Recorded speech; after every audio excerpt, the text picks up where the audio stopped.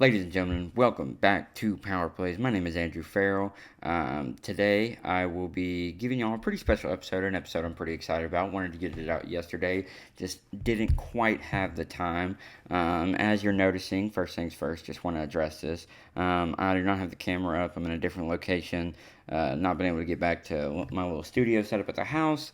And another thing on that is I do have a camera now, so that camera quality is going to be even better than the quality that you saw in the episode with me and Paul earlier this week. With that being said, today what we're going to be covering is we have just finished up the first month of the MLB season, getting started into May. The first 30 days are kind of it's like the first 3 or 4 weeks of football. You know, you're kind of getting a feel for who's real, who's not, and a whole lot of things can change. So we're going to go over my top 5 MLB teams, my top 5 disappointment slash just trash athletics. And then we have the top 3, I would say, risers or surprisers of the MLB season. Wrapping that up, I'll get into some baseball picks that I have for the weekend. Then we'll transition straight into a little bit NBA playoffs recap, talking about the Lakers-Warriors game that happened last night, kind of previewing the Celtics 76ers game for tonight, as well as the Suns and Nuggets game today as well. And then we will wrap it up with a little bit of look at the NHL playoffs. We're into the second round there. Things are starting to heat up. So I figure it's time to just address it a little bit. And then we will wrap it up with some picks. And I'll that'll probably be it for the day. I'll give you all a little teaser at the end of what I got kind of cooking next week. And with that being said, ladies and gentlemen, let's hop right into the MLB. So kicking off my top 5 MLB teams after the first roughly 30 games. Number 1 is, if you follow baseball at all, you already know that the Tampa Bay Rays are doing work right now. Came out the gate with a record-tying 13-game win streak to start the season.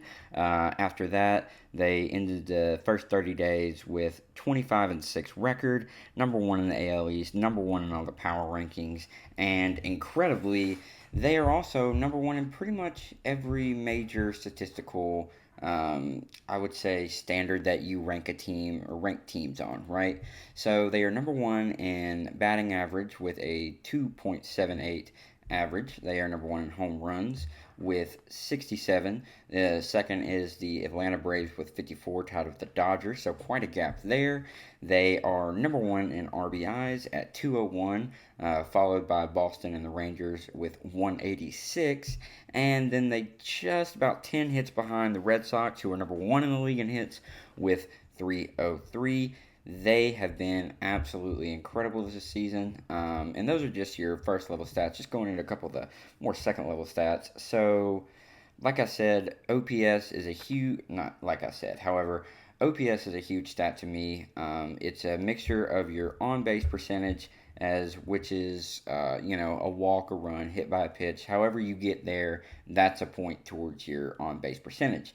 Now, it's a mix with your slugging, which is a measure of a batter's productivity of a hit calculated to the amount of times that they go up to bat versus their success rate up there. So it's a pretty telling stat, and they are number 1 in the league with a .876 as a team OPS, which is absolutely huge. They have been super dominant this year. It's just kind of incredible. They are 16-2 at home, which is insane.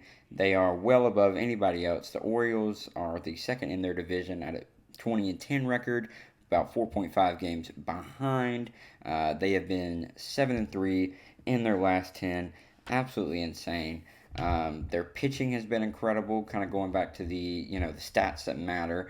Their earned run average is a 2.87 as of recording today, and that's leading the league by far. The second is Astros, and they're above 300 or 3 at the moment. They have obviously 26 wins at this today. Most of these stats that I got down were yesterday's. Of course, there was a couple games yesterday. We'll get into some of that a little bit later on with some of these teams. But they got the most wins, and they're pretty much up there in almost every statistical category. Um, you really can't talk about how good they've been, especially playing at Coors Field. It's been really incredible to watch. Some of their guys that I would say kind of set the tone this year, just a couple of the ones that really stood out to me, is Era Randy Arizona. I'm not quite sure how to say his name, but he's playing pretty damn well this year. That's all I really know. He's got just above a 300 batting average, 7 home runs, 29 RBIs on the season, and a .950 OPS. He's been really good for them in the left field as well. Diaz, who is, he's a pretty good guy as well. He has been amazing for them at first base. He's got, like I said, similar to Arizona, he's got a .327 batting average, 7 home runs, 16 RBIs, just about a 1 OPS, that's the standard. That's what you want. It's not the standard, I have to say, but that's essentially what you're chasing is around that number. And even with, I would say, I don't know if he's considered their ace. But Tyler Glasgow has been out. He is expected to return, but the guy who's really stepped up for them this year has been starting pitcher Shane McCallahan, who is 6-0 on the year, got a 2 ERA with 51 strikeouts. There's not much to say. I think the record of 21-6 speaks for itself. They have been amazing. It's only the first month, so we'll kind of see where this goes. But just a 13-game win streak out the gate, I think, is really going to set a tone for this team this year. They were expected to be good. I don't know if anybody saw them being this good. If I had to give it a letter grade, which I will do for all these teams that I talk about today, it's A+++. Absolutely amazing starting off. On to where I would say the list really starts, because this is where I think you can get into a little opinionation, right? 2 through 5 is kind of the Rays are just head and shoulders above everybody else right now. However, I think their counterpart is the Atlanta Braves at the moment with a 21-10 record, sitting atop the NL East, 5 games ahead of the Marlins and Mets. So a big thing to highlight for them is, so we talked about the Rays having that ridiculous home win, right? Well, the Braves are 500 at 7-7 at home this year. However, they are 14-3 away. Absolutely insane. They've been playing great so far. A big thing for them has been their pitching. They've been pretty damn good. Highlighted by my early Cy Young pick for Spencer Strider. Those of you who know me know that I'm a big sports betting guy, and I consider anytime Spencer Strider is on the mound, it's a Spencer Strider holiday. All right, that guy, I absolutely love his strikeout line. Every single time I see it, I take it, and I think it's only failed me one time. I forget who they were playing, but the clip was at 9.5. He had to get 10 strikeouts. I want to say he ended up with 7 strikeouts through 5 innings, so he was well on his way. Just came out, and like I said, he's my early Cy Young pick. But he is not the only guy they got in their bullpen. I said they got about 8 pitchers who I think are pretty damn good. Bryce Elder being another one who is 3-0. He's got 6 starts. He's got a 1.75 ERA, and he's earned no runs in those 4 of those starts, I should say. And then don't think that when I talk about their pitching and how good it's been, that I want to take away from the fact that this team can straight up hit as well. Led by the switch hitter, right fielding Ronald Acuna Jr. He has been the definition of consistency for them since he got there. He is a leader on defense and hitting wise. Right now, he's batting a .355 with 6 home runs, 19 RBIs, 14 stolen bases, which you love. He is leading the league in that category by a pretty healthy margin. And he's always been a big steals guy, but he's got a 2 lead on the guy from Oakland at the moment, Ruiz. So he's gonna be Acuna's my early MVP pick as well. I think they are well on their way to having a pretty damn good year and probably getting another trip to October. Now, the other guy I want to highlight on the Braves has been Sean Murphy.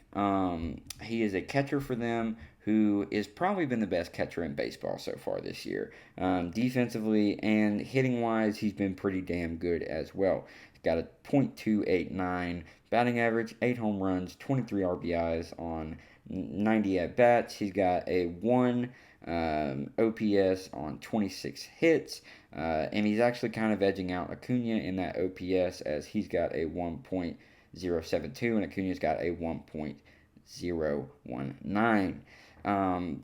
They've been absolutely amazing. This Braves team, I'm a big Mets fan, so I don't love the fact that they're kind of dominating right now. And unless the Mets get it together, this Braves team is about to run away with the National League, in my opinion, as they're just head and shoulders above everybody else.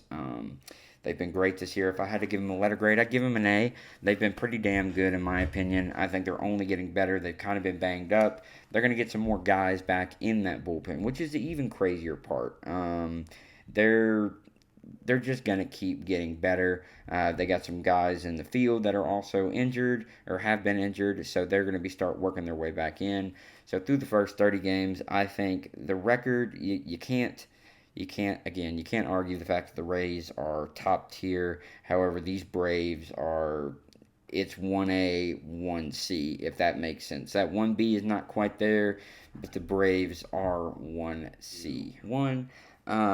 And like I said, with the Braves, moving on to number 3, this is where I said the list really started at 2.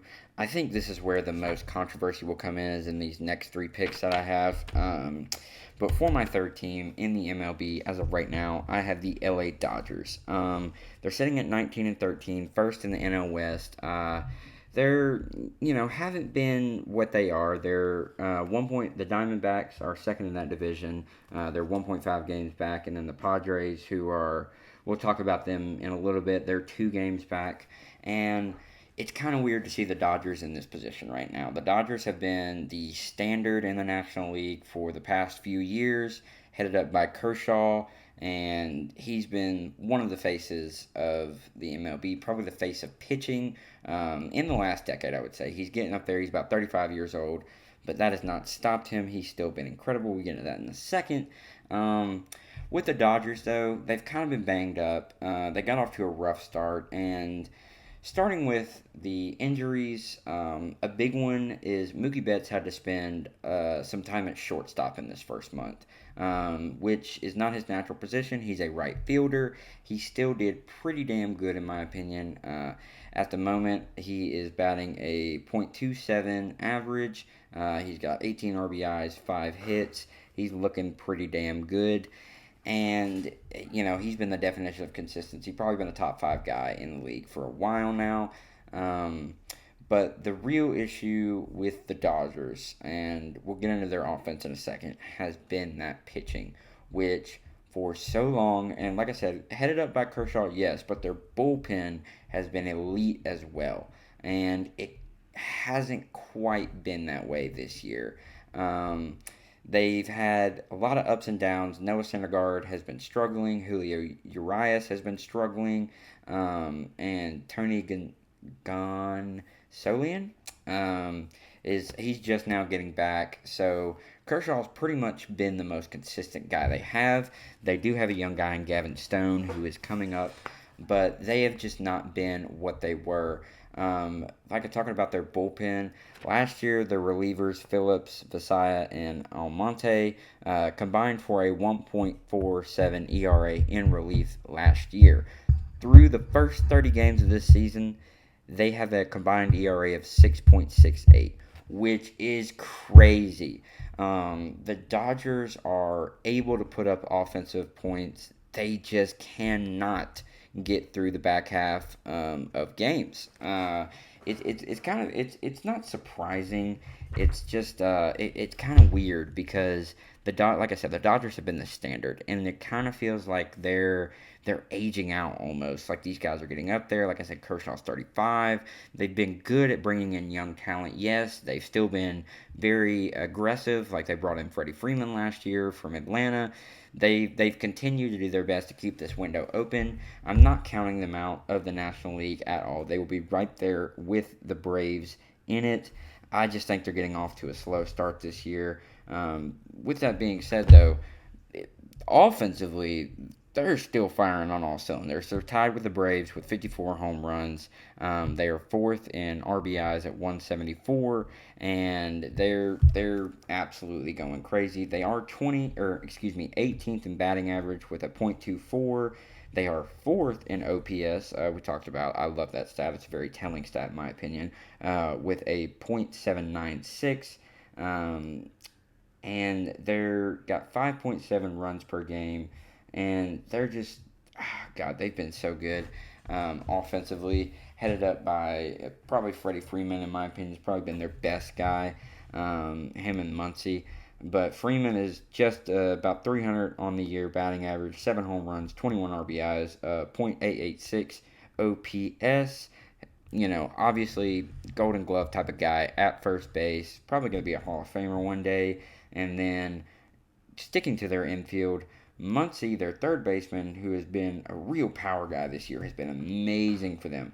.239 batting average, which, I mean, he's going yard. If he's going up there, he's daddy hacks only for that guy, right? The long ball gets the ladies, and that's how he lives. 12 home runs on the year, 27 RPIs, .039 OPS. He has been amazing for them. They've been a pretty well-rounded team. They've got a couple of guys. They're sitting pretty close to 300. Will Smith, their catchers, at 2.97. He's right there. Mookie Betts, like I said, is at .27. James Altman, their center fielders, at .290. So they've been pretty damn good. Offensively, you really can't ask for much more from them. If I had to give them a grade, I would give them a C. It's just going to be a rough year for the Dodgers. They're going to have to fight for a spot. This is going to be a 3-team race in the NL West. I think the Diamondbacks right now are above the Padres at the moment, but I think the Padres are just now starting to get in the swing of things, as the Diamondbacks are 5-5 through their last 10, but the Padres now completely loaded up with Fernando and all of that are 7-3. We'll get into them a little bit later, but the Dodgers, they're going to have a tough time this year. I think they're still going to get into the dance. However, it's going to be difficult for them even when they get there if that pitching does not get better. They are 12-6 at home right now, and kind of to follow the trend of you're either good at home or you're good away. They're 500 away. They're 8-2 in their last 10, and I mean, like I said, it's weird to see the Dodgers in this position from my point of view, at least, because I have not always followed baseball too well. But I'd be lying if I said I didn't know who Clayton Kershaw and Mookie Betts were 3 or 4 years ago. All right, the Dodgers have been the standard in the National League for so long now, and I really hope they can pull it together because I think this is a good team still. And right now it's just not there. So if I had to give it a letter grade, I would say it's a C plus going into a B. They got a tough May ahead of them. With it's gonna be difficult. A lot of division games, so we'll check back in about a week or next week when we do another MLB episode, kind of see how they did. This week they got their Padres coming up this weekend. This is gonna be a very telling series for them. If they handle this well, I will be much more at ease with the Dodgers' future for this year.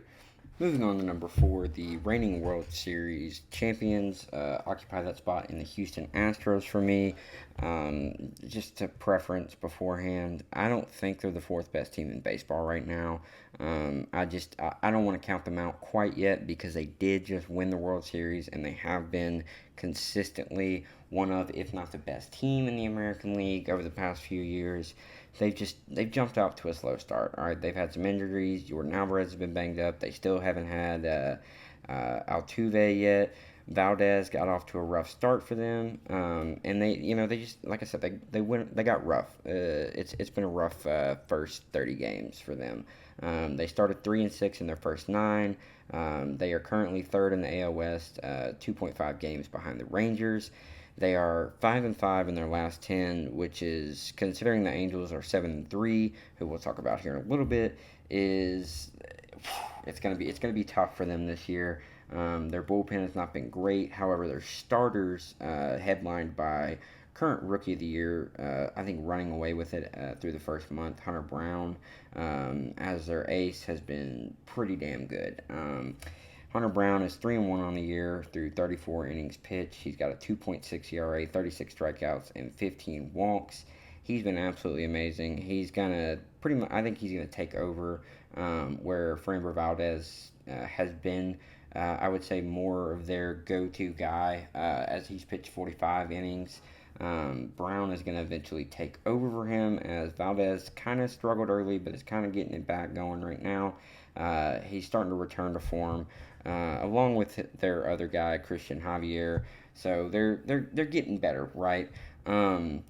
But Valdez starting off 2-4 on the year, not what you love to see. 2.6 ERA, which is very good. 45 strikeouts through 10 innings pitched.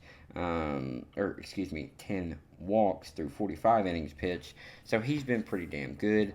They rank right now in the MLB fourth in strikeouts with 298, as well as second in earned run average with 3.20. They are second in earned runs overall with 99. Ninth for home runs against with 31, and fourth in strikeouts, like I said, but they are also tied for seventh in average against at a 2.31. So their big thing is they got great defense, just lights out defense, right? But that offense has been abysmal.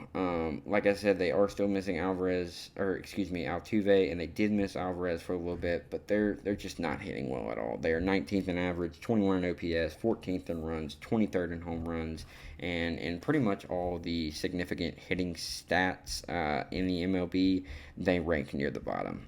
They just have not been able to get it going. Their lineup has just been rough. They haven't been able to get anything out of their catcher, Maldonado. Their first baseman, Jose Abrera, has been pretty damn bad. They only got one guy they only got one guy over 300 right now, and that is their filling in second baseman. Uh, Marsario Dubon, I believe that's how you say his name. He's hitting 303 right now on 109 at bats, so he's been consistent for them. Doesn't have any home runs. I mean, he has 6 RBIs, but I mean the guy's getting on base. He has struck out 12 times, and he does have 3 walks. But when he does get on base, he's also been capitalizing with 3 steals.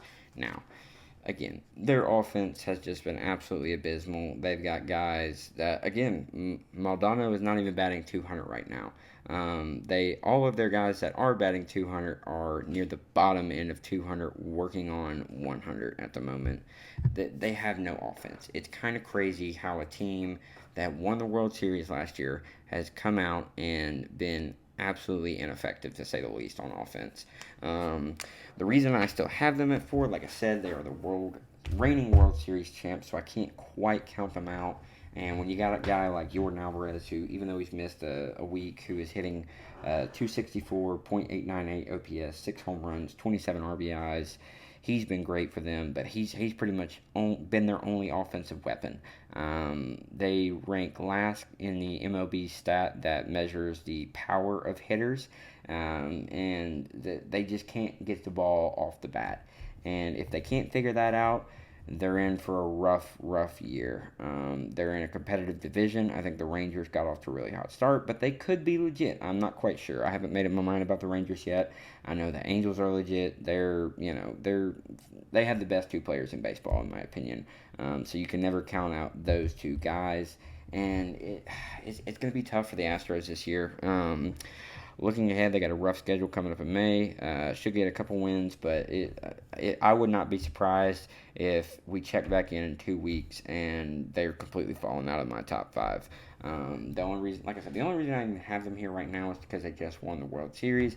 I would give them a grade of a D if I had to put a letter grade on it right now. And I really don't have much to say about this Astros team because I don't think they're very good at the moment. I think they can be if they get healthy and they get their hitting right. But if that doesn't happen, they're gonna completely fall out of the playoffs, in my opinion. I don't think they have. They're in a tough conference and a tough division, and it's not looking good for them at the moment. So look for the Astros to fall off. If they can pick it back up, though, look for them to jump into the top three as well because they have been the definition of consistency in the American League the past few years. Obviously, multiple World Series championships, even though, one of those was with the trash can scandal. But then last year they go out and they prove that we can win without that. So they're a team that look for them to compete with the Rays if they can put it all together because the defense and the pitching has been amazing and it's only getting better. They got to get their bullpen a little figured out in terms of relievers and closers, but those starting pitchers will keep you in games for them. Moving on now to my fifth and final team, we have the New York Mets. Now, I will say that I am biased as I am a Mets fan, so I really wanted to talk about this. We spend the most money in the MLB. I would argue we have one of the more talented bullpens. We have one of the more talented batting lineups in the MLB, and we're a good roster all around. Good talent, good amount of youth and veterans. And wow, it's been a rough start. So the Mets right now are 16 and 15, 5 games behind the Braves, tied with the Marlins and the National League East. We are 2 and 10 in the last 10, and it's been rough. Now I think the Marlins are bogus, so I think we will end up finishing second in the East. However, I don't know if we can give the Braves a run for their money. And after the first month, here's why. So, let me preference this by saying, in terms of our starters, Verlander just now got back yesterday, and he had a pretty good bounce-back game, or not bounce-back, but reintroduction into the MLB, because he went down to AAA, got some good starts there, and yesterday he came up against the Detroit Tigers, which we ended up getting swept in that series because we lost 2-0 yesterday, because in the first inning, he gave up 2 home runs. Now, when after that, he ended up going for 5 innings, throwing about 80 pitches. And aside from those first 2 home runs, he played really well, especially in the tail end. Starting about the second and third inning, he really got it together. He was supposed to go 90 innings, just didn't quite shake out like that. 90 innings, 90 pitches. So he probably, realistically, I think they wanted to get him to about the 6th or the 7th inning. However, just 80 pitches, they didn't want to risk it because, one guy could take up 8 pitches and then, you end up throwing 100-something pitches, and that's not what they want. They want to ease him back in. Now, also, Max Scherzer is coming off of a suspension, which is quite questionable suspension. It's just one umpire who's done it to a couple different guys. It's just really weird. And so, yeah, I'm just going to preface that. And then also our stud lights-out closer, Diaz, is hurt, probably out for the whole year. So it's not great. However, we'll get that figured out. So, through the first 30-something games, we were 16 and 15, and it's been a disappointing. Let's start with the offense, all right, because I feel like that's where ultimately the strength of our team is. Yes, we have 2 aces, and I feel like still this offense is so loaded that it could and should be better than it is right now. So we'll just go through the lineup. So we got Pete Alonso, who is probably the best power hitter in the MLB right now, especially with Aaron Judge being injured. And Judge, it's a back injury, and those are difficult to recover from, and it's difficult to gauge, how, like, a guy can go in and he can maybe get an inning, but then an inning or 2 in, that back starts hurting, and then you can't risk it. So they're going to be very hesitant to bring him back. So in my opinion, Pete is the best power hitter in baseball right now, led the MLB in RBIs last year, and so far with 28 through the first 30 31 games. He is on pace to repeat that, as he is up. I believe he's second in the MLB right now in RBIs. Again, with 28, he's got 11 home runs on the year, 12 walks, 34 strikeouts. He's batting 244 on 123 appearances. He's got 30 hits, 23 runs. He's been great. He's been the definition of consistency for us. He'll probably go win the home run derby again this year. So, nothing but great things to say about Pete Alonso. Now, Francisco Lindor, our big money shortstop, who we got a couple years ago. I believe he's on his third or fourth year with us. He had a great year, great series of the World Baseball Classic, played excellently. Coming into the Mets, it's been a slow start, and I'll talk about him and Starling Marte as well, because Marte, the right fielder, has also been off to a shaky start. So, through 118 appearances, or at-bats, I should say, Lindor is batting just barely above 200 at the moment. He's got 36 strikeouts, 12 walks, 24 RBIs, which is very good, second on the team, and again, among some of the league leaders. 5 home runs, which is good. 4 stolen bases as well.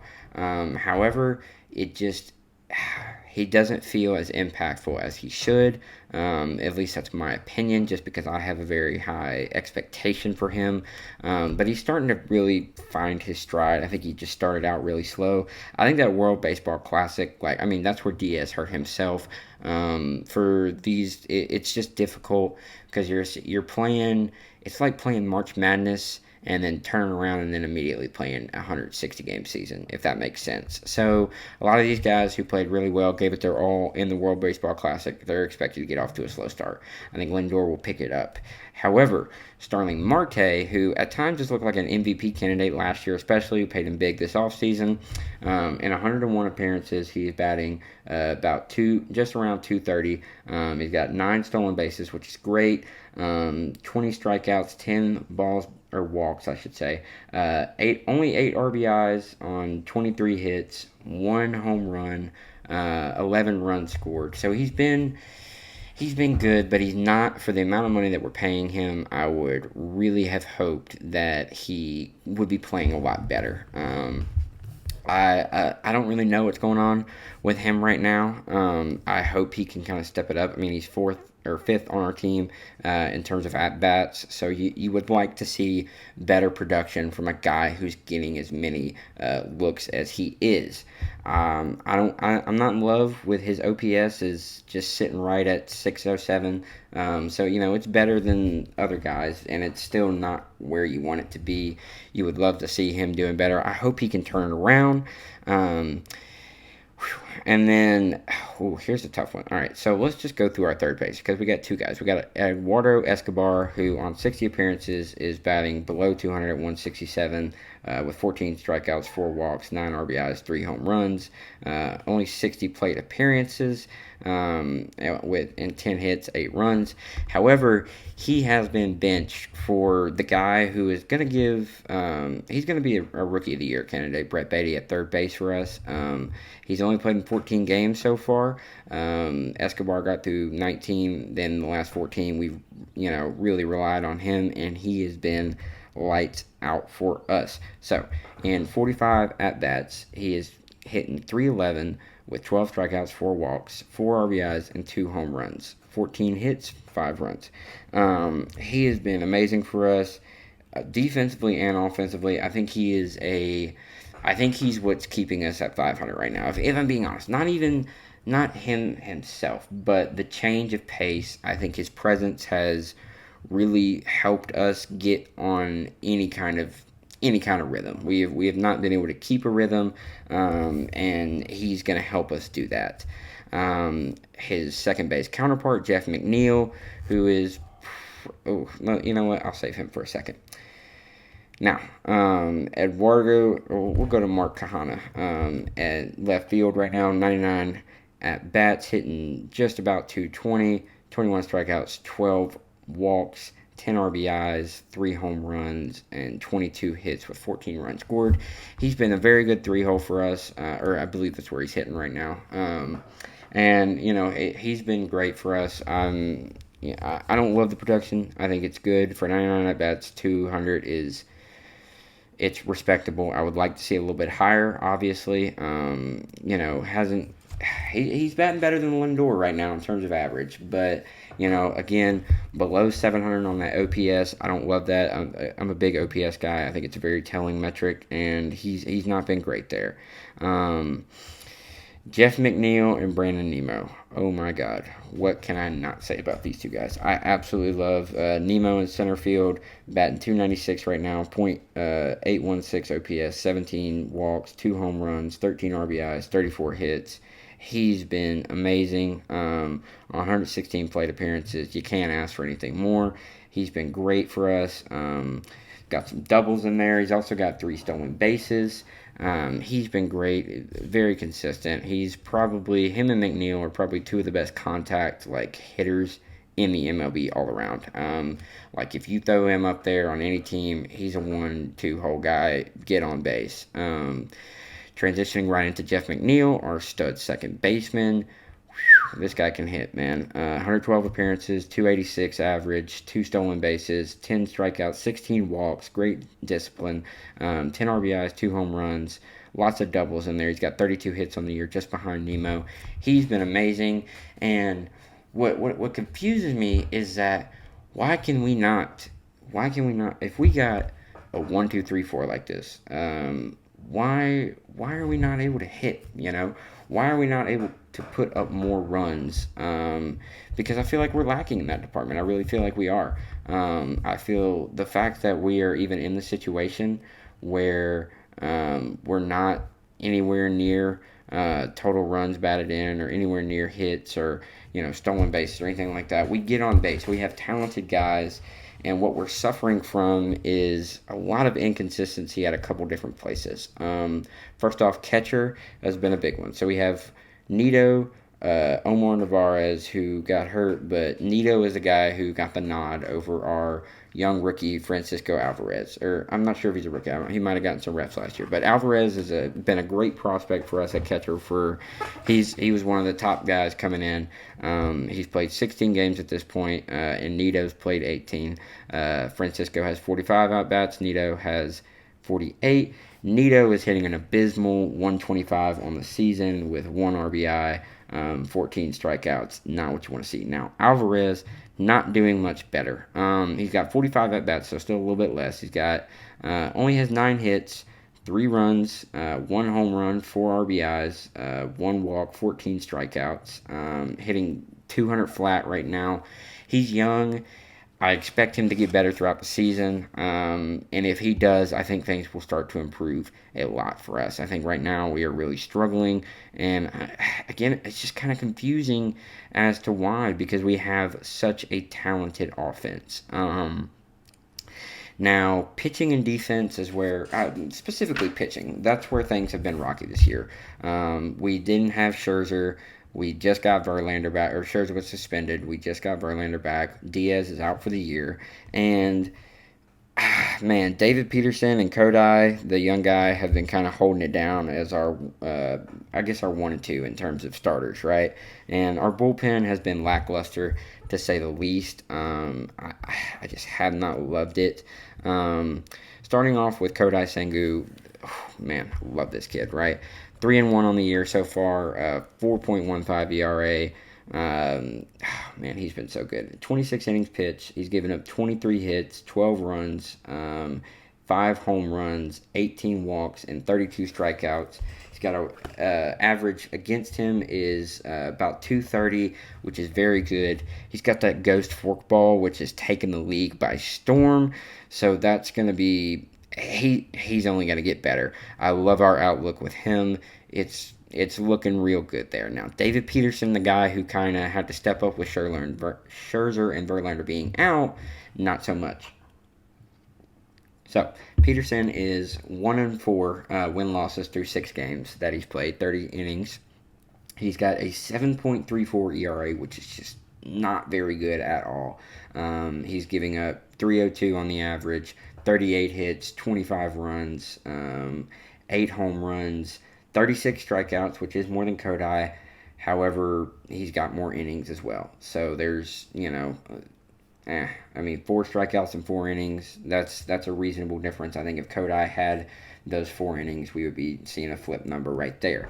Um, I don't know, man. He's just been inconsistent. He'll play really good for a couple of innings, and then he falls off. And when he falls off, he falls off fast. It's been very disappointing. Now, Tyler McGill is another guy that I've been very happy with in our rotation. He's 3-1 at the moment. He's got through 6 games. He's got 30.2 innings, the same as David Peterson. He's another guy that we've been kind of using. Kodai is kind of our third guy right now. I think Kodai will eventually slide down to that fourth, maybe fifth. He might get bumped by Tyler in terms of our starting guys. He's given up 5 home runs, 14 runs on the year, 15 walks, 23 strikeouts. Got a 250 average against him. Very good, very respectable. I've been very happy with him. Now, Scherzer. First off, he got suspended. I don't blame that on him. I'm gonna be honest. That ump is the guy who he's done it 3 different times. He is the only guy who's done it in the entire MLB. So I do not hold anything against Scherzer for that. Now, through 5 games started, he's got 22 innings under his belt, which is telling. He's giving up right now. He's 2-2. He's giving up 5.5 runs a game. He's got 20 strikeouts, 10 walks, 6 home runs against him. He's given up 14 runs. His average against right now is 259. So in terms of just overall production, if he had some more innings, yeah, maybe this is a different story. However, he does not look the same. He has not looked great this year. Even when he has started, he's kind of similar in Peterson in the sense that he's going to give you some good innings, right? Like he's going to give you some shutout kind of innings. And then on the flip side of that, once he goes, man, he goes fast. And it's tough to watch sometimes. Like I believe, I don't remember who it was, but he went and he had pitched a shutout through 4, I believe, and then in 1 inning he gave up 5. It was crazy, right? And you don't love to see that. It's been rough for our bullpen. Just not a lot. I mean, we've got guys like Carlos Carrasco giving up 8.5 ERA. Only got 8 strikeouts on the year, giving up 13 runs. He's been not very good. Another guy who's played some significant innings, he's got 10, is Tommy Hunter. 9 strikeouts, giving up 7 runs. You don't love it. I would say he's given up 8 runs. His earned runs is only 7, though. Another guy, John Curtis, has played 13 innings, got 5 strikeouts, 2.34 average against him, which I don't love. It's good. However, the 4.85 ERA is not. Our bullpen has been inconsistent. And without Diaz, we really are just lacking that end-of-game closer kind of guy. Our outlook for us right now, like I said, I think we can jump the Marlins. I think the Marlins are fraudulent, so I really anticipate us battling with the Braves, especially now that Verlander's back, and we can get our pitching guys to hit their stride. We can go toe-to-toe with that Braves bullpen, in my opinion, any day. And I think in terms of being a well-rounded team, if Beatty keeps improving, if our young guys can start playing like Alvarez, if him and Beatty can get more consistent, then we're looking at a real competition, and we can really compete for that NL title spot. I think we will have I think we will have better pitching than the Dodgers. I think we could beat the Dodgers. I think Kershaw is Kershaw, and Mookie Betts is Mookie Betts. So that's and Freddie Freeman as well. Those are just top tier guys. So that's going to be difficult. The Braves, I think we can go toe to toe with.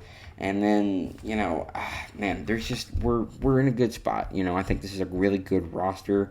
I don't see the Phillies jumping us. The Nationals are definitely not. I think we could go toe-to-toe with the Brewers. I don't know how I feel about the Pirates. We'll talk about them in a minute. But I think we can go toe-to-toe with the Brewers. We have lost to them already this year. The Cubs, who have a great young bullpen, they will be good. But right now they're not. I don't see them doing anything against us. The Diamondbacks, I think the Diamondbacks are just benefiting from the fact that the Padres got off to a really slow start.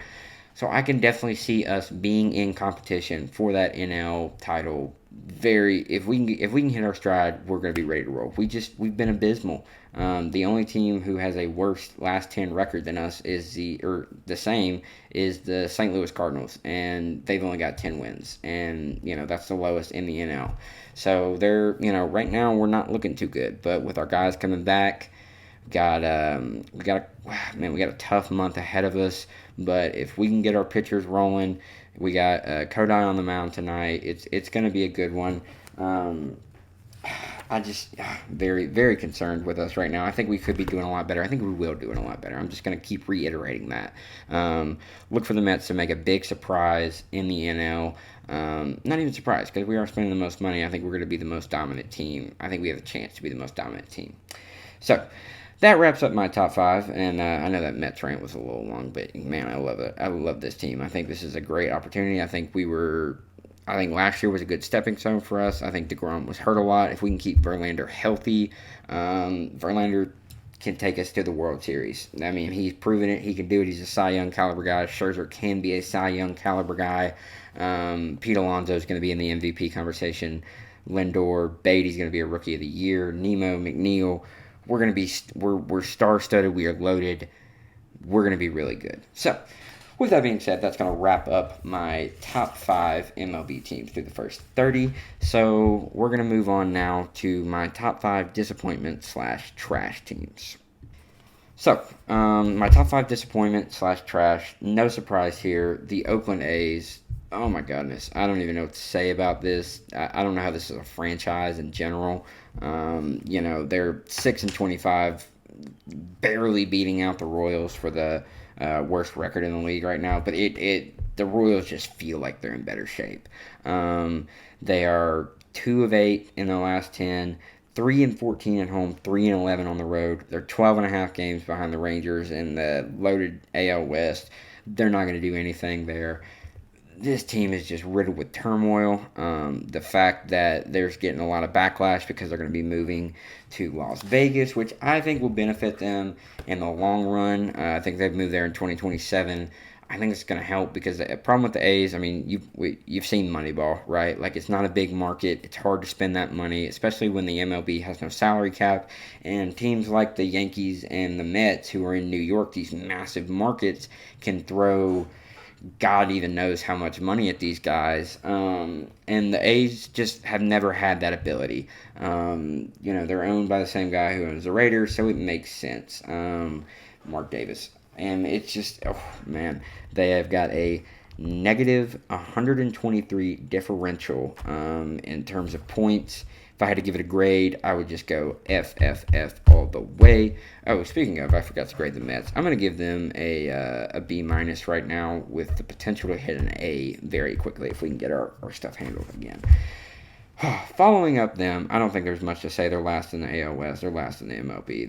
They're horrible.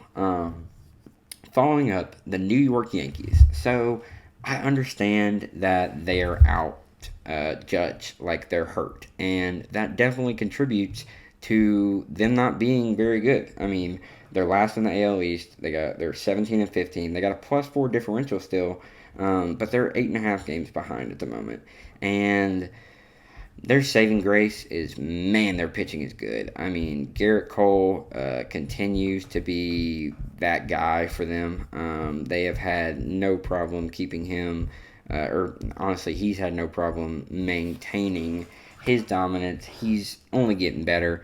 He's got he's 5-0 at the moment. He's got a 1.11 ERA, no home runs. He's really, really going. Man. Carlos Rodon has not played very good. Luis Severio and Frankie Montanez as fill-ins have not been great. Clark Schmidt and Johnny Brito are all combined 2-6 with an ERA over 6. It's not looking great for them. This Yankees team is very hurt. Don't get me wrong. I think they're a better team than their record states. I think just without Aaron Judge, it's just hard to even give them a chance. Their outfield production has been abysmal. They're ranked 29th with that OPS stat that I love.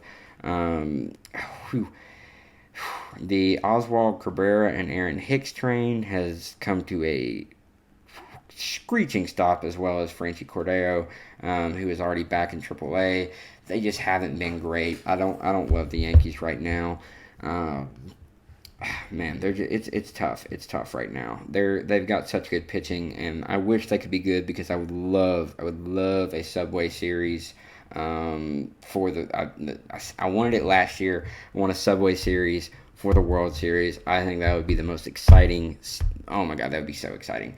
In New York the entire time. That would be a crazy, crazy World Series. So I would give them right now, I'd give them a C just because they're hanging on. The fact that they're even over 500 with a +4 differential, despite those injuries, despite that bad offense, their pitching has just kept them in. So, moving on now to number 3, the Philadelphia Phillies. Now, obviously, they're banged up. I mean, Reese Hopkins being, I always say his name wrong, but Reese Hopkins being gone, Bryce Harper having Tommy John. I mean, that's tough. Bryce Harper's just now getting back. He struggled with that opening appearance, but I believe he did a lot better in his coming back up.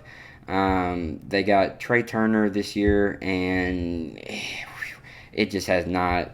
Since the World Baseball Classic, I think this is another situation of fatigue coming into this. He has been not very good. They have had some high points from Brandon Marsh and Bryson Scott, who have kept their offense going. And it's just, I don't know. I think this Phillies team last year, I think people are going to have high expectations from them because they had that Cinderella run.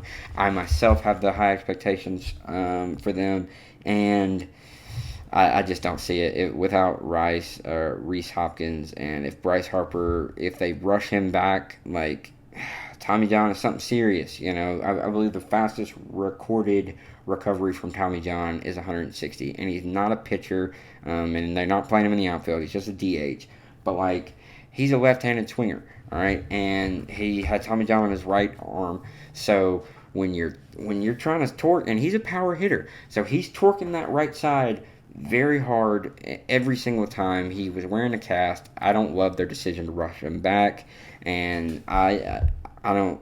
Yeah, they've just been not even a disappointment. Just I guess they have been a disappointment because of where they came from last year. I think the reason they are a disappointment is because they had that Cinderella run.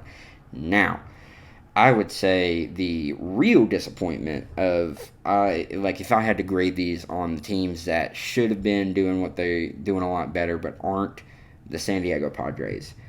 What is going on with the San Diego Padres, man? I cannot tell you. I really couldn't, because they have easily the best four in baseball in terms of hitting, with Xander Bogaerts, Juan Soto, Manny Machado, and now Fernando is back healthy. Like, there is no reason that they should not be hitting home runs out the ass. I mean, seriously, just crazy. The slow starts for them has been very disappointing. Xander Bogaerts is hitting .291 right now. He's got 6 home runs, 13 RBIs on 117 at bats.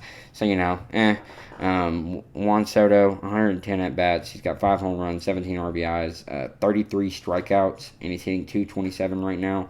Both of those guys have a over 800 OPS, which is good, but you still want more. Manny Machado, he's been Juan Soto, obviously, but Manny Machado is a guy who I just thought he was better than this, I was really high on Manny Machado. I always have been. He's got 28 hits on the year. He's batting .235 on 119 at-bats, which is leading the team. 13 RBIs, 4 home runs, 8 walks, 30 strikeouts. He does have 2 stolen bases, so that's cool. Dude, come on. He's below 700 OPS. I mean, just really bad. I don't know what's going on with them. Their DH, Matt Carpenter, been around for a while. He's got 62 at-bats, 242 on the year. He's got an OPS over 800, 16 RBIs, 3 home runs, 21 strikeouts. So again, now the big guy, Big Fernando, obviously coming off the suspension. He's been in AAA for a while, getting reacclimated. They got him in right field now because they're going, Xander's at second, Manny's at third, Jake Cronenworth is at first, and they got Ha Seong Kim, who has been great for them, by the way. He is their second baseman. He's been a stud, so they just had to switch it up. Move Fernando out there. Defensively, it seems like he's acclimating. It is a different position. He's in right field, so that's, he'll figure it out there. So far through 12 games, he's got 55 at bats, 14 hits, hitting 255 right now, which is solid. However, below 700 on that OPS, 12 strikeouts, only 3 walks, and 6 RBIs, 2 home runs. He went yard in his first game back, or no, he didn't go yard, but he went yard. He went yard early, and then he's kind of slowed down since then. I don't know what's going on with him. Austin Nola, similar situation, really good guy, 67 at bats, but he's hitting below 150, which is crazy. Austin Nola is a good player, and he is hitting below 150 for them. I don't know why they can't figure it out. He's only got 1 home run, 5 RBIs, 21 strikeouts on the year. It's crazy. It's like this team is just consistently trying to go yard over and over again, and it's just not working. And don't get me wrong. Again, they have the best hitting roster in baseball. There is no doubt in my mind. They've got 4 of the best players, 4 of the premier players in the MLB in their top 4. And then they got Ha Seong Kim, young guy who's on the rise, playing great. Through 30 games, got 95 at-bats. He's hitting 220, 26 strikeouts, 13 walks, 5 stolen bases, which is really good. Big. I love a good stolen bases. That's extra opportunities. But again, below 700, he's at 689 on that OPS. He's got 3 home runs, 9 RBIs, 21 hits on the year, 10 runs total for himself. I don't know, man. It's just, he's young. They look good. To finish off the Padres, man, Jake Cronenworth, the first baseman, he's third on the team with in terms of at-bats at 112. He's hitting at 240 right now with 27 strikeouts, 11 walks, 14 RBIs, 3 home runs. Man, 27 hits, which is, that's good. It's third on the team. And man, this is a World Series team. This team should be running away with the NOS, especially with the Dodgers right now playing. They're good, but they're inconsistent. Like, the fact that they are this should not be a race for them. It really shouldn't. I don't know why I don't know what's going on. Why are the Diamondbacks ahead of you guys? They're 9-9 at home, 8-6, 7-3. So they are heating up. Don't get me wrong. I think everybody had to reacclimate. I think they're getting better, and I would still love to see more production from those guys. Keep in mind, a lot of those guys, again, did play in that World Series or the World Classic. And then, so I would give them a grade right now, a C-. And the Cubs is my next team for kind of disappointments, right? And it's not that they're a disappointment. It's that I think they're suffering from the fact that the Pirates are surprising a lot of people right now, especially with, the Pirates are, we'll get into them in a second. But, the Cubs are young. They're 15-15 at 500 right now, 7-7 away, 8-8 at home, 3 of 7 in their last 10, which is kind of why they're on this disappointment thing to me. They split. They did good against the Dodgers, the Brewers. They've been good against them. They put away good teams, and yet they can't stay consistent, which is a big thing. I do think they suffer from being young. Their bullpen and their pitching staff in general, they're going to be good. Give those guys a year or two, and that Cubs team will be something. It'll be a force to be reckoned with, especially on the mound. They got a plus 43 differential right now. I think they can sneak in. They're in a tough division right now, especially if the Pirates can be legit and maintain this. I think that's where their youth might allow them to. I think the Brewers are going to end up taking this division. Right now, they're a game and a half back behind the Pirates, and they're legit, man. The Brewers are legit. They're a hitting team. They can hit with power, and they're good. So I think the Cubs have a chance to compete for about 80 wins, second playoff spot. I would not be surprised if they were able to edge that out. So that wraps up my top 5 disappointment / trash teams. Trash being mainly the A's. They are so bad. I wanted to put the Cardinals in here because they're bad too. However, live in Memphis, Redbirds can't hate on the local team. I just think they're just a franchise in wandering, and I feel like they've been that way for a while. So we are about to get on to the next segment, which is my top three risers or surprisers. One. So moving on to my top three risers slash surprisers. I like that. I'm going to use that for a couple different sports. I like that name. Good one. So the Twins. First off, the Twins are legit. Don't get it twisted. The Twins are legit. Okay. They're not just messing around. This is not they. Yeah, I guess they're benefiting from the fact that it's early on, and they're good. All right, and the Guardians too. That Central is a tough division, and it's gonna be good. I think the White Sox are not very good. The Tigers are not very good, but the Twins and the Guardians are both legit. Right now, the Guardians are 3 games back behind the Twins, and the Twins are heating up even more. They're 6-4 in their last 10.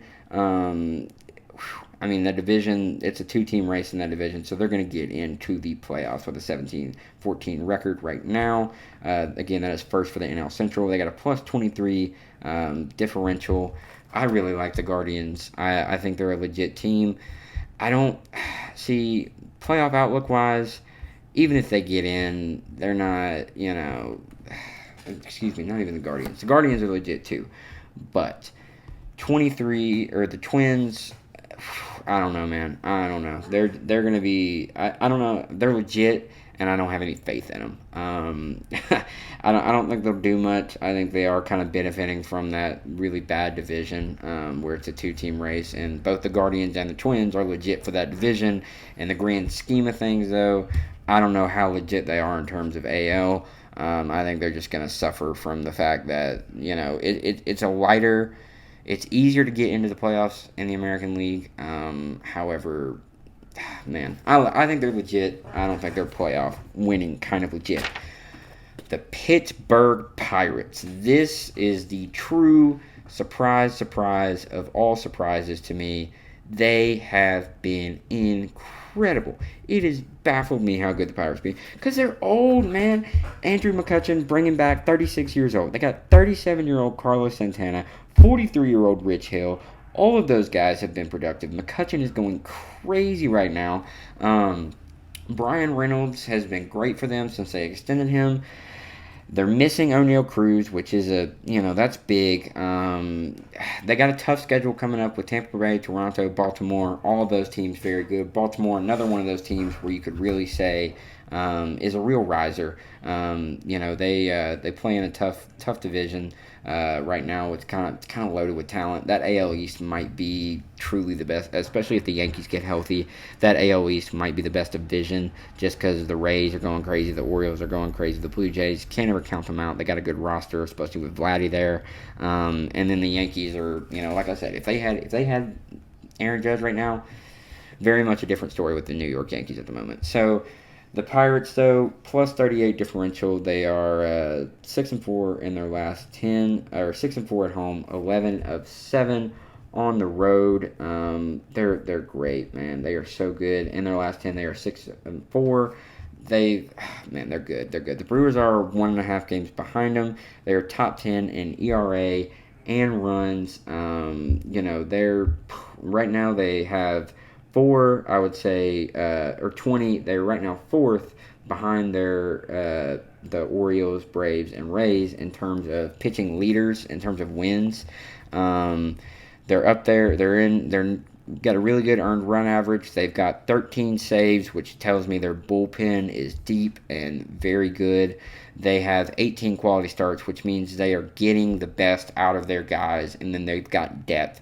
They also lead the league with 44 stolen bases. So this, to me, is just a team that is, again, they're old.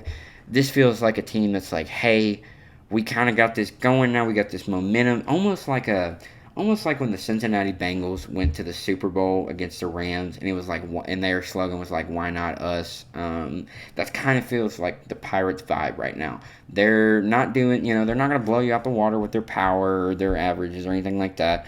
But the stolen bases, the quality starts, the saves, that tells me that this team takes advantage of their opportunities. And when you can be an opportunistic team, that's saying a lot, because you know what, opportunistic teams, that gets you that gets you somewhere, especially come playoff time. I think overall grand scheme of things, I don't know, man. It's gonna be tough. They're old. They're not totally talented. But I don't know if they're legit yet. But God, do I love a Cinderella story, and I would honestly like to see Andrew McCutchen be around a successful team. He won MVP in 2013, but he's never really had a real shot of going in anywhere, in my opinion, in the playoffs. If they can get there, this is an opportunistic team. They got to stave off the Bruins, obviously, and then they got to stave off the Cubs as well, because the Cubs are going to be coming for them, especially down the line once the season gets in. The age might be showing for the Pirates, whereas the Cubs, who are young, might have more longevity, and this might be stretching them out. And also the Reds, they're in there. They're not much, but they're in there. So really look for the Pirates. I can't quite tell if they're legit. This May will be a very telling time. They got the Rays, the best team in the MLB. They got the Blue Jays, very good team. They got the Orioles, who are on fire as well. Just a tough. It's going to be tough for them. As well as the Rangers, who are top of their division, and the Diamondbacks. So they only got one NL. Wait, right?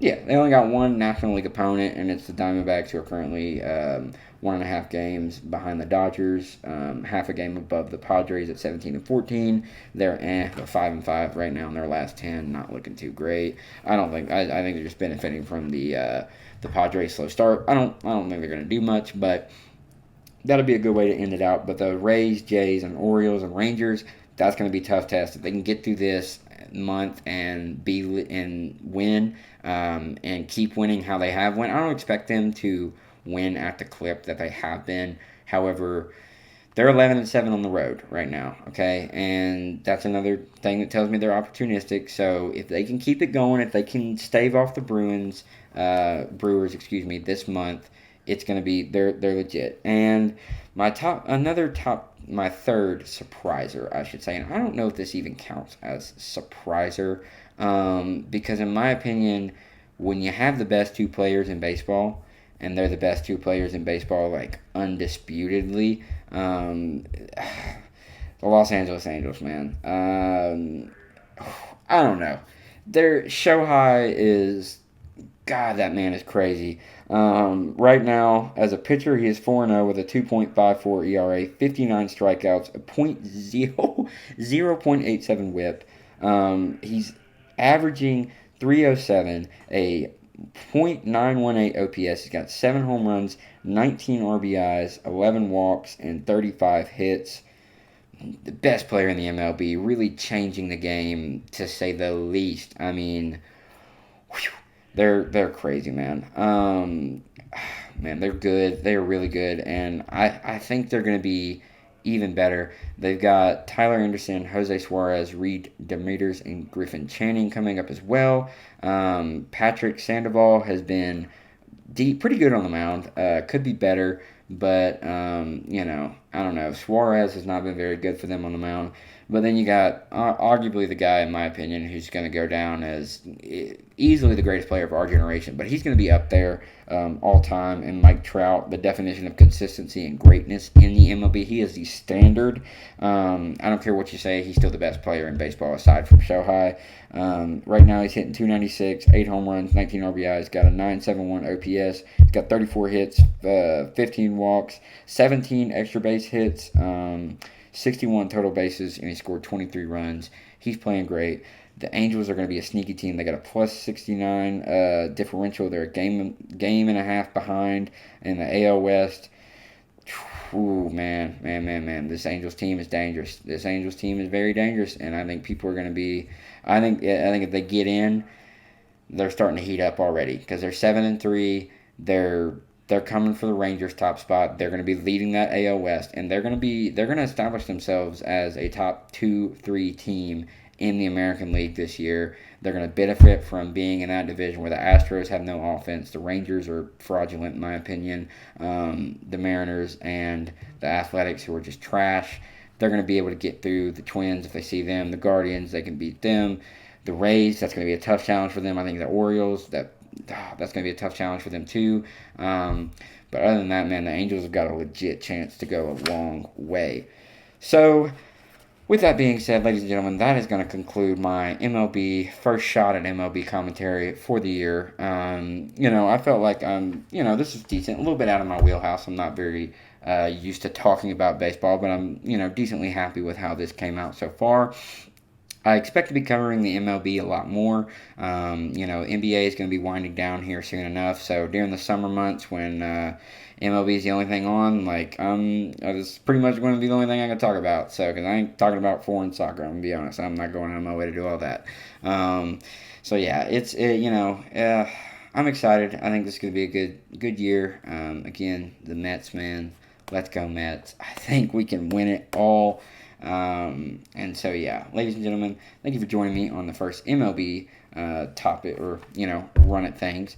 Now we're going to touch on the NBA playoffs, run into the quick little recap of where honestly my pick for the NHL title, and then I'll get y'all into my picks and we'll get out of here for the day. Moving on to the NBA playoffs, tonight we've got the Celtics at the 76ers for Game 3. Series currently tied 1-1, and we have got the Nuggets going to Phoenix to play Game 3, where the Nuggets are up 2-0. So, starting off with the early game, the Celtics, they play it tonight. Boston right now favored 2.5 in the spread, and the 76ers don't need to play Embiid. Embiid is nothing but a hindrance to them right now. He's at 20 to 30%, and the fact that they went from looking fast and fluid and just running real well to as soon as he gets back out there, he just slows you down because he can't go right now. He can't go, and I know he just won MVP, and I'm sure that has a lot to do with his desire to force himself out there. And, man, if you're too hurt to play and you're going to hurt your team, don't play. They can't tell you no. You're the MVP. You're currently the best player in the league. Arguably, him and Yoke. You're hurting your team. James Harden was back in full Houston form. Tyrese Maxey played excellent as the number 2 option. When Maxey is hot, he is very capable of dropping 30+. Harden, obviously, when he's in James Harden Houston mode, nobody can stop him. And they play with high effort, high intensity. They were playing faster than the Celtics. The Celtics are a team where, look, it's the same story with them. I feel like the last 2 years. I don't know why. They're not young anymore, all right? They're uber talented, and this team just falls apart. It's like they can't handle the big moments. Like, the pressure of Embiid not playing was too much for them to handle, it felt like. When Jason Tatum's dropping 7 points, it's crazy. Jaylen Brown's getting locked up by P.J. Tucker. Obviously, he had a much better Game 2. But, man, I don't think they should be playing Embiid. I think Embiid should be sat, if not for the rest of the playoffs. They just need to give it a shot with James Harden as their go-to guy. They got Tobias Harris. They got guys, where they can win. They can get through this Celtics team. And so, I think they need to sit him. Predictions-wise, if Embiid plays, yeah, it's in Philly, they're gonna lose. I don't see a world where Embiid plays and they win right now. If they were to rest Embiid, very different story. I would give the 76ers a much better chance. But unless Embiid just goes Super Saiyan tonight and completely manages to just forget about his knee, which is almost impossible, he's just not gonna be. He's a hindrance to them.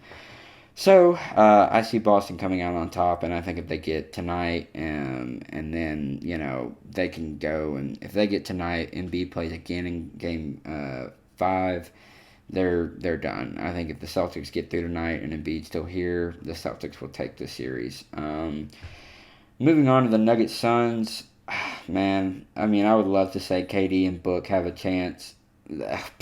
They don't. DeAndre Ayton being your third guy, we saw how that worked out for him, They haven't played since Monday, so everybody should be well rested. But Chris Paul is out for the rest of the year. There is no disputing that. Chris Paul is out. He's not coming back. So it's all on KD and Book. And, man, I don't love their chances. I don't think that DeAndre Ayton is even he's like AD in the sense that I don't know if that guy has a motor. Like, I have no idea why a former number one overall pick who is physically as dominant as he is and honestly has the skill to be dominant, just doesn't show up sometimes. And I think the coach gets frustrated. I think that's why they have such a bad relationship, is because everybody else on that team gives it 100%. D-Book, KD, they all want a ring, and then Ayton's just not going to be able to hang with Denver's size. I think the Nuggets are now, especially with the Lakers, the way that they're playing, we'll get into that in a second. I think the Nuggets are the number 2 team in the West at the moment, and yeah, they're gonna. Man, I don't want to say they're gonna sweep them, but like, damn, it'd be hard. It'd be hard. It's hard for me to not say they're gonna sweep them, especially without Chris Paul. I mean, I know Chris Paul is not Chris Paul anymore, or CP3, I should say. But man, the Suns don't have a chance with if you got Ayton, Book, and KD as a big three. I just think that KD's clone, Michael Porter Jr., lesser version, he's out, and who the hell is gonna guard Jamal Murray? Jokic is going to dominate as he has been on Ayton. KD's going to cook and Book is going to cook. Those guys can combine for 60, 70 points, but you need to get another 30, 40 to beat the Nuggets, if not 50, and they're just not going to get that. So I see the Nuggets, man, I hate to say it, but because honestly I really like this Suns team coming into the playoffs. But they're gonna. I envision them sweeping out the Suns and then moving on to the Lakers in the conference finals. So, the Lakers. We'll get to. Let me touch on this recap real quick. First off, in Game 1, there is nobody better than AD. AD looked like the best big in the NBA in Game 1. They took Game 1 in Golden State, and he looked better than Jokic and Embiid in all aspects. I mean, it's the same thing with him over and over again, especially compared to last night where he can't get it going. I mean, 33 minutes, 5 of 11 shooting, and 11 points, 7 rebounds, 3 blocks, which is, yeah, respectable. But he had a plus or minus of negative 22. Like, dude, you played bad. He doesn't have a motor. I don't understand it. It baffles me. I think he's soft. AD is not. If AD can figure it out, this is the best team in the NBA, in my opinion. The Lakers have been, since that All-Star break, when they made those moves, they have been the best defensive team since the All-Star break. They came in the hottest team into the playoffs. They took care of us. They absolutely stunned the world with Game 1. Now that they're going back to LA tomorrow, they're going back to the Crypt tomorrow. LeBron looked dominant last night, especially in the first half. In the second half, they kind of figured it out. I mean, he ended up finishing with 23 points, 7 rebounds, 3 assists, on 10 of 18 shooting, 3 of 8. One of those threes was absolutely insane, though. That was crazy. They didn't get a lot from those guards that they had in the first game. Schroeder only gave him 4 points. D'Lo went 0 of 3 from 3, gave him 10. He did give him 8 assists, which is nice, 5 of 12, but oh my God, Klay Thompson, man. They just could not stop Klay Thompson. Best defensive team in the league, could not stop those guys. And I think that's the problem with the Warriors. I think that's what is going to keep them competitive. I don't see them winning this series. And what's going to keep them competitive and make it a series is the fact that, Curry's the greatest point guard of all time. If he manages to get a 5th ring before he's out, or hell, even a 6th ring, don't get me wrong, they're still a young team in other spots. They're good. Then he's going to go down he's got a chance to go down as GOAT, right? And Klay Thompson going off last night. Literally, Darvin Ham just had to be screaming, "Can we just find Klay Thompson and stop him?" 30 points, 8 of 11 from 3, 11 of 18 shooting. They had this game handled early on. They jumped out to that 20-point lead, and they stuck with Final was 127. Curry didn't even have to do much. I mean, yeah, he dropped 20 with 12 assists. Don't get me wrong, a double-double, super impactful. He only took 5 threes. That's low for Curry, okay? He went 7 of 12 for shooting. That was great. Jalen Green stepped up huge, man. Is it Jalen Green? JaMychal Green, that's what it is. He got put into the starting lineup. Looney's kind of been banged up. They didn't play him too much. He still managed to have 8 rebounds off the bench, which was cool. But he played great, man. Jermichael Green, Jermichael Green. Really can't remember this. It is Jermichael Green. Wow, I was looking at Draymond, and the green got me right there. 3 of 6 shooting from 3, 6 of 9 overall, 15 points. He played great. Draymond, of course, was as dominant as ever. 11 point. He almost had a triple double. If he has one more assist, he has a triple double. And then Wiggins played his role pretty well. I just don't see them being able to compete with the Lakers' size, especially if AD shows up. So I see LA. They might split. I think this will go back and forth. I can see this being a Game 7 type of series. And I still see the Lakers edging it out. Now, if it goes to Warriors-Nuggets in the finals, the Nuggets will run through the Warriors like there's no chance. But if it goes to the Lakers-Nuggets in the Western Conference Finals, whole different story. Now, quickly previewing the other game on Saturday, the 2:30 game. I don't like how these Miami Knicks games have been at like noon and 2:30 and stuff. Nobody has time to watch that in the middle of the day. It's kind of disrespectful almost. Jimmy Buckets is back. He's rested. It's gonna be playoff Jimmy. He's gonna cook you. I think the Knicks are in trouble. I think the fact that they are 1-1 series split going into Miami, they didn't have Jimmy. It's going to be tough for them. I think Miami, this Eastern Conference, I see the West winning overall. I think the West has better teams left because unless the Celtics can figure out how to not beat themselves in the playoffs, Miami can definitely, they're the most tenacious team in the playoffs, in my opinion. The Knicks are good. Jalen Brunson is absolutely amazing. Julius Randle's played really well. Josh Hart, I love him too. I love that Knicks team. I think if they get a little more talent this year in the draft, then they'll be good to go next year. I think they will be a real competitor because Jalen Brunson is a top 5 point guard in the NBA. And I think if they get that going, then next year they could be a real contender and threat out of the East. I think they could definitely be taking down Boston. So I see Miami wrapping this up pretty easy, though.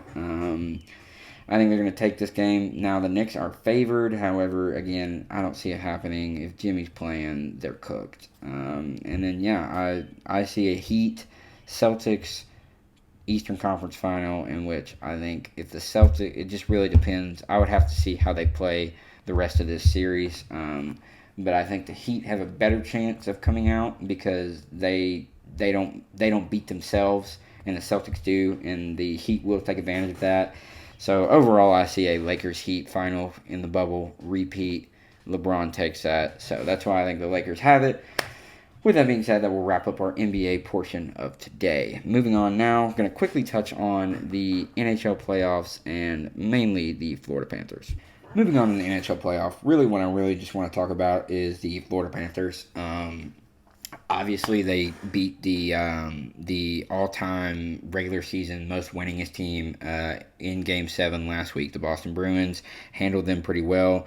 And, man, it's hard to say that once you do that, you're not... The adrenaline and the momentum alone... I mean, the Maple Leafs, they took a 2-0 lead against them last night. They went down early. They came back. The Maple Leafs went up 2-0, and they came all the way back to win 3-2. Florida's taking a 2-0 lead in this series now. They're gonna handle them. I love the Panthers. I think, man, you really just can't not take into account the momentum of beating that team. Again, the other night, the Stars managed to tie the series against the Kraken at 1-1 in a pretty, cut and dry game. It was 4-2, but it felt pretty cut and dry. The Devils tonight are going to look to tie up the series against the Hurricanes. I expect the Devils to come out on top of this series. I think they're the better team overall. And then the Golden Knights will play on Saturday against the Oilers. I've honestly liked the Oilers to bet on all year, and the Golden Knights. Those have been the two teams that I bet the most on this year. A line for them that I've taken already is the over. It's over 6.5 at -130. I think that's a smack for them on Saturday. So that'll be a great game. And so that'll be a quick little hockey portion. I'm not a big hockey guy, but I did want to touch on it. Finishing up today, I got some picks for this weekend and just in general. So on Saturday, I got the Heat money line. I got the Mets run line tonight. Denver money line tonight. Boston, a parlay with over 107 or 106 and a half, I should say, for Boston plus both teams to score 101. That's a good little parlay that I did. The Red Sox versus Phillies, I would just say this. The Red Sox over this year has been, I think in terms of the amount of times I've bet it versus the amount of times I've lost of it, I think it's right now, I think it's about 4 to 20, I want to say, in terms of they've lost 4 times on that over. Like the over has not hit 4 times. They are an over team. The Red Sox have been all year. I heard that early on in the season. I don't even remember which podcast I was listening to, but I was like, oh, that makes sense. I'll give it a try, And it's smacked. It's my go-to bet. If I need a win, I go to the Red Sox over. So I love that at minus 115 odds versus the Phillies. The White Sox and the Reds over 2.5 through the first 3 innings. I wish they would have pushed it to 5. Then I could have really gotten behind it, but this is going to be a tough one. However, I do see this happening. Now, did a little Mets parlay with Jeff McNeil to get a hit, 6 strikeouts for Kodai, and Pistol Pete to have 1 total base. That's a good little parlay I did. The Royals versus the A's, I took the 1.5. The Royals are trash. I get it. The A's are abysmal. I have no respect for the A's. It's plus 120 on that spread for the Royals. But I'm still taking it. It's going to be a tough one. Then we got Kershaw and Dodgers San Diego are facing off tonight. They're both pitching their aces. Kershaw's strikeout line is over 5.5, so it's minus 140 odds. Went ahead and took that. Pretty good bet in my opinion. I think he's going to look to really. The Padres are starting to get hot. Kershaw's the man to slow him down. I expect him to be motivated in this game to come out and put them. Just say, hey, not against us. Y'all can win against everybody else. You're not taking the number 1 spot. I think if the Padres are managed to edge out tonight, that would be huge for the division momentum in general. But yeah, I got Kershaw over 5.5 strikeouts for minus 140 odds. And then I got a nice little parlay with Tennessee and LSU winning in their games versus Georgia and Auburn, respectively, for some pretty good picks. And ladies and gentlemen, that will wrap up today's episode. Kind of a lengthy one. Wanted to really test out a couple things. Testing out this hockey, obviously. Testing out the MLB. I'm very excited about this MLB content. I wrote this script. I took a lot. Not wrote the script, but I wrote a lot of my information down yesterday. And so I kind of know what I value in terms of talking points now, especially after today. So like this podcast in general, it's just going to keep getting better with that. I'm going to start doing weekly MLB reviews on Fridays, so that's going to be a new thing. With the NBA playoffs coming up, I'm going to spend a lot of time on that, especially after this weekend. On Monday, that's going to be the big talking point of the episode.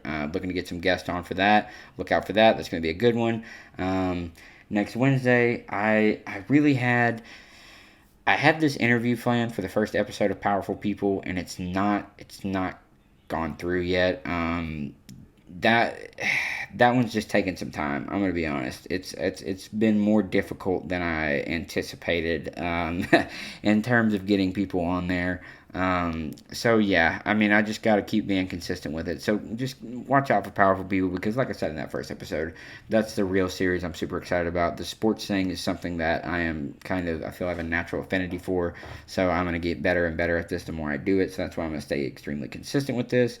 I know I was supposed to upload on Wednesday again. Just kind of got crazy during the middle of this week. But next week we'll be back to 3 a week with maybe a special Saturday episode. So, with that being said, ladies and gentlemen, thank you for joining me on Power Plays. My name is Andrew Farrell. Until you join us again, stay happy, healthy, and wealthy.